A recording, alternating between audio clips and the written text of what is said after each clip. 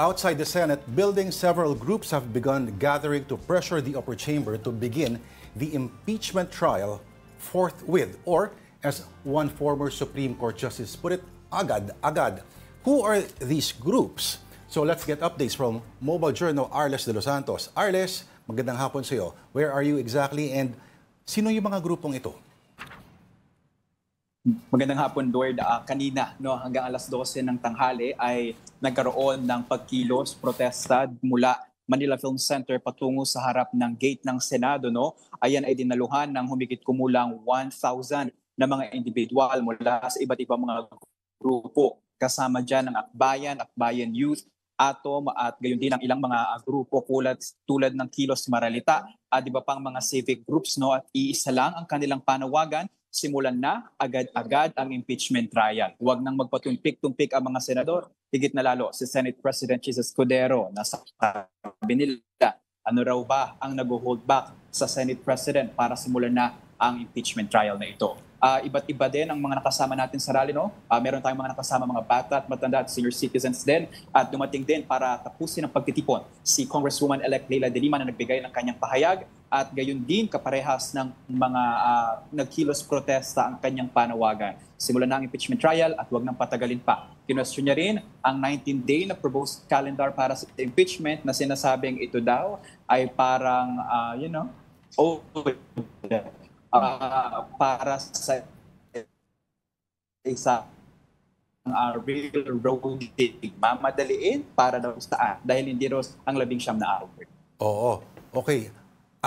Hanggang kailan daw magrarally ang Tindig Pilipinas at sakaling hindi matupad yung kanilang hinihiling, ano ang iba nilang recourse, Arles?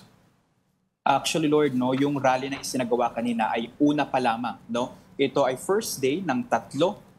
Bukas naman ay magkakaroon ng vigil sa labas ng Senate Gate mula 5 p.m. hanggang 9 p.m. At ang kasunod naman dyan, ito ang inaasahan na mas marami talaga ang dadalo ng mga tao kasama ang ilang mga kilalang personalidad. Hindi pa hindi disclose pero ito ay tatawagin na Day of Action for Truth and Accountability. Kung hindi raw magsisimula agad ang impeachment, ay magpapatuloy daw sila sa iba pang mga pagkilos para ipanawagan ang forthwith na pagsisimula ng impeachment trial, Lord. Arles, yung mga nag-rally ba, sila ba ay talagang naniniwala na yung kanilang pagtitipon-tipon ay magagawa? Dahil nagsalita itong si Senator Chis Escudero, ang sabi niya, we will fulfill our duty but not according to their timeline simply because they are in a rush. Mahaba pa yan, but he is saying na it will not proceed on their terms nor at the time they have chosen. So parang dun sa binitawang salita, parang he is firm. Ito ba mga grupong nag-rally ay naniniwalang mababago nila yan? Ayan ang kanilang paniniwala, Denise, kasi ang kanilang katwiran ay mula pa daw February na ipasa na sa Senado ang Articles of Impeachment at dapat nga daw ay pumasok na agad ito at sinimulan na agad dahil ito ang nakasaad sa konstitusyon. Kaya ang co-convener ng Tindig Pilipinas na isa sa mga nag-organisa ng kilos protesta na ito ay nananawagan na dapat noon pa to 4 na buwan na ang tumagal. So bakit ngayon madedelay pa? Tulad nitong nakaraan, Denise, June 2 dapat nagsimula ng impeachment trial pero winusog pa daw ng June 11. Hindi nila maintindihan kung ano talaga ang gustong mangyari ni Senate President Chis Escudero pero dapat daw ay ura-urada na itong simulan. Alam mo, Arles, baka hindi maiwasan na yung iba ay tingnan ito na may lente na may political kasi itong Tindig Pilipinas ay hindi naman siya bagong grupo. In fact, noong 2017 they called for a stop to yung mga AJ case at 2018 sabi nila sana raw itigil na yung mga paggamit ng mga terms sa Dilawan or at Duterte, etc.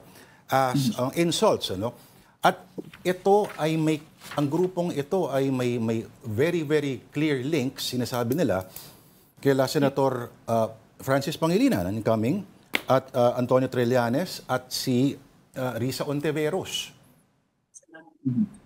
Actually, tinanong natin yan, Lord, no? Binigyan linaw natin yan. Ano ho ba talaga ang layon dito? Bukod, syempre, sa pagtawag ng impeachment. Sinabi nila na ito daw kasi ay salamin, no, na nagkakaisang boses ng taong bayan para simulan ng impeachment. Dahil iba-ibang grupo, Lord, at meron tayong mga kasama mismo na mula Caloocan, mula Montalban. Hindi rin siya hindi rin siya iilang bastang grupo lang, dahil ang sabi nila, ang Tindig Pilipinas daw ay coalition of coalitions. At ang panawagan ngayon ay ang impeachment nga ito. Ano naman ang sinasabi ng Tindig Pilipinas, Arles, about a few resolutions circulating in the Senate which aim to dismiss the impeachment trial?